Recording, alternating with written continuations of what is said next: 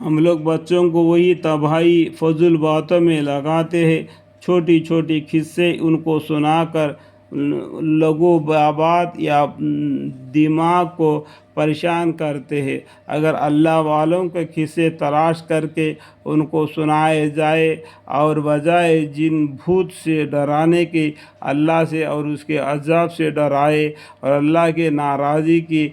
ہمت اور ہیبت دل میں پیدا کرے تو دنیا میں بھی ان کا کارآمد ہو اور آخرت میں تو مفید ہے ہی۔ بچپن کا زمانہ حافظ کے قوت کا زمانہ ہوتا ہے، اس وقت یاد کیا ہو وہ کبھی بھی نہیں بھولتا۔ ایسے وقت میں اگر قرآن پاک حفظ کرا دیا جائے تو نہ کوئی وقت ہو نہ وقت خرچہ ہو۔ میں نے اپنے والد صاحب نور اللہ مرکزہ سے بھی بارہانہ سنا اور اپنے گھر کے بوڑھے سے بھی سنا ہے کہ میرے والد صاحب رحمۃ اللہ علیہ کا جب دودھ چھڑایا گیا ہے تو پاؤں پر حفظ ہو چکا تھا اور 7ویں برس کی عمر میں قرآن شریف پورا حفظ ہو چکا تھا، اور وہ اپنے والد یعنی میری دادا سے صحت سے محفوظ فارس کا بھی معتبر حصہ پوچھتا، سکندر نام وغیرہ پڑھ چکے تھے۔ فرمایا کرتے تھے کہ میرے والد صاحب نے قرآن شریف ختم ہونے کے بعد یہ ارشاد فرما دیا تھا کہ یہ قرآن شریف روزانہ پڑھا لیا کرو، باقی تمام دن چھٹی میں گرمی کے موسم میں صبح کی نماز کے بعد مکان کے چھت پر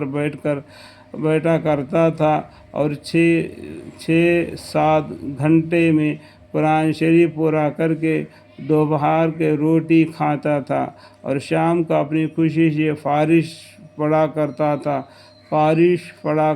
تھا۔ 6 ماہ تک مسلسل یہی معمول رہا۔ 6 ماہ تک روزانہ ایک کلام مجید پڑھنا اور پھر اس ہی کے ساتھ ہی دوسرے اسباق بھی پڑھتے رہنا، اور وہ بھی 7 برس کی عمر میں کوئی معمولی بات نہیں۔ اس کا یہ ثمرہ تھا کہ قرآن شریف میں متشابہ لگنا یا بھولنا جانتے ہی نہ تھے، چونکہ ظاہری معاشی بھی نہیں ہوتا تھا کہ ہاتھ سے کام کرتے وقت زبان سے تلاوت نہ فرماتے رہتے ہو، اور کبھی کبھی اسی کے ساتھ ہم لوگوں کو جو مدرسہ سے الگ پڑھتے تھے اسباق بھی پڑھا دیا کرتے تھے۔ اس طرح 3 کام ایک وقت میں کر لیا کرتے تھے، مگر ان کا طریقہ تعلیم ہم لوگوں کے ساتھ وہ نہیں تھا جو مدرسہ کے اسباق کا تھا، اور عام مدرسہ کا مروج طریقہ ہے کہ سارا بوجھ استاد ہی کے ذمہ رہے، بلکہ مخصوص طلباء کے ساتھ یہ طریقہ تھا کہ شاگرد عبارت پڑھے، ترجمہ کرے، مطلب بیان کرے، اگر وہ مطلب صحیح ہوتا تو آگے